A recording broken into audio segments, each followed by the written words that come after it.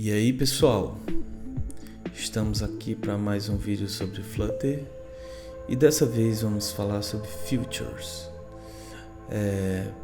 Quem já trabalha com JavaScript está muito acostumado com Promises e Features são nada mais, nada menos do que uma implementação bem similar, só que no contexto de Flutter, tá?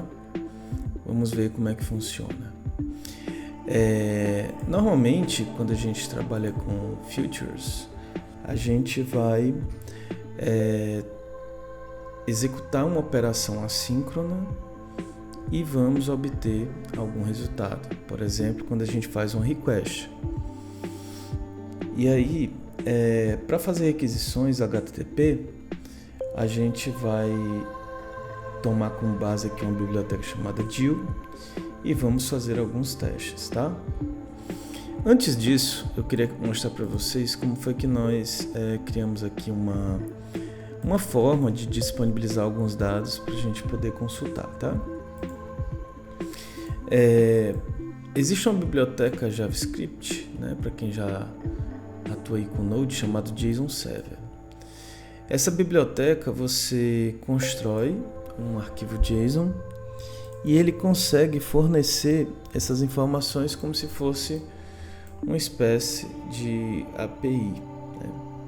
Então olha só, eu criei aqui no projeto um arquivo chamado db.json que tem um JSON com uma propriedade chamada contacts. E aí eu executei um comando chamado JSON Server db.json, né? Então, claro, você teria que instalar globalmente essa extensão para utilizar. Mas depois que eu fiz esse comando apontando para o db.json, ele vai disponibilizar aqui o serviço contatos, onde nós podemos aqui, né, consultar essas informações como se fosse uma API. A gente manda uma request do tipo GET para /contatos com porta 3000 e ele vai fornecer para a gente esses dados, tá? Pronto, então aqui a gente está fazendo a simulação de uma API. O próximo passo seria nós instalarmos essa libdil, né? Então você vai aqui no pub.dev, packages e pesquisa essa biblioteca chamada DIL. Existem várias formas de você instalar. Você pode chegar aqui no seu pubspec YAML e adicionar a biblioteca, ou você pode simplesmente pegar esse comando e executar, que ele vai automaticamente fazer a instalação da biblioteca e adicionar aqui no pubspec.yaml. A partir do momento que essa biblioteca está instalada, nós só precisamos agora fazer uso dela, né?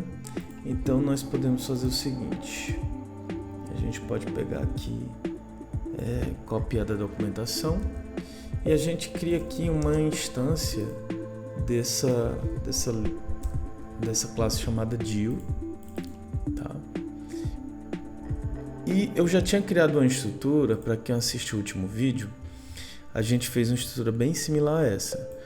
Nós criamos uma classe contato para criar uma lista dinâmica. Então, se você não viu ainda esse vídeo, veja o último vídeo falando sobre listas no Flutter, que você vai ver como é que nós fizemos essa implementação.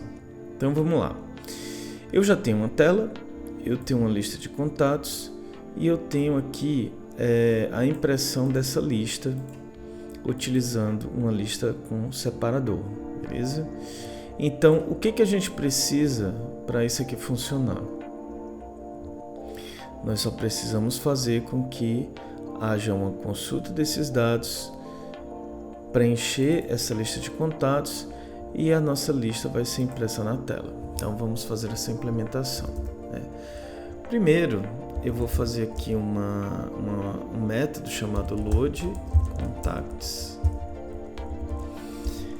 E aí vamos traçar um paralelo aqui como quando a gente trabalha com promises em JavaScript. Quando a gente trabalha com JavaScript, normalmente você bota aqui no começo da função a palavra async. E aqui no Flutter é bem parecido, só que você vai colocar nessa posição. Vai funcionar de uma forma bem parecida. Então vou pegar aqui, criar aqui uma variável var response await, e essa parte, para quem já conhece JavaScript, Node, já é bem similar. E a gente coloca aqui a nossa deal.get.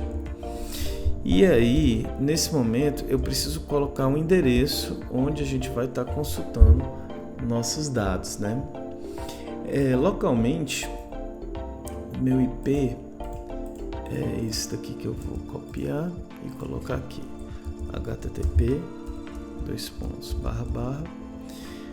a gente vai ter que utilizar a porta 3000, que é a porta que subiu o nosso recurso aqui, tá?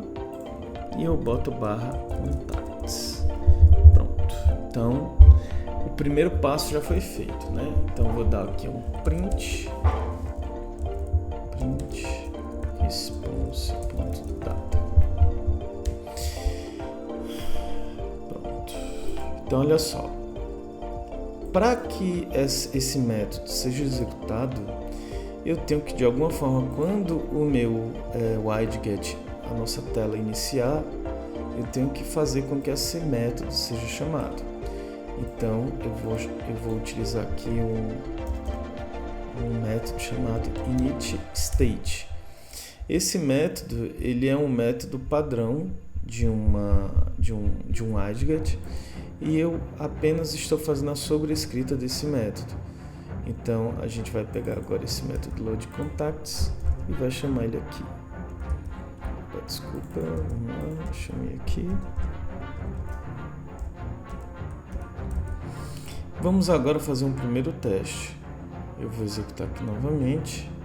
Então, observa que o nosso print aqui, ele já funcionou, beleza? Então, o que nós precisamos fazer agora para preencher a nossa lista de contatos, né? Eu vou aqui fazer um for in, e eu vou pegar o nosso response, e o nosso response ele vai ter uma propriedade chamada data. Nessa propriedade vai estar os dados retornados por essa consulta. Então eu vou renomear isso aqui para item. E o que nós precisamos fazer agora? Para que a nossa lista seja atualizada, nós temos que usar um set state. E eu vou aqui no nosso contacts. Eu vou chamar o método add e vou instanciar aqui um registro aqui de contato. Mas para isso eu vou pegar aqui as propriedades que a nossa lista tem, né? Então eu vou botar aqui ID e name. Pronto. Agora vamos atualizar aqui o nosso projeto. Então observa que o nosso método ele vai preencher a lista de contatos e vai ser chamado a partir aqui do initState do nosso widget. E a lista foi preenchida fazendo uma requisição HTTP. Então, observa que é uma chamada assíncrona. A gente utiliza o wait da mesma forma que a gente utiliza no JavaScript. E essa nossa libdeal, para quem já tem um pouco mais de vivência com outros contextos, Node, é muito similar ao Axios, né? Então, eu acho que ficou bem claro, né, a nossa implementação, e agora você consegue fazer consumo de API com o Flutter, beleza? Então é isso, espero que vocês tenham gostado. Qualquer dúvida, mandem nos comentários. Valeu!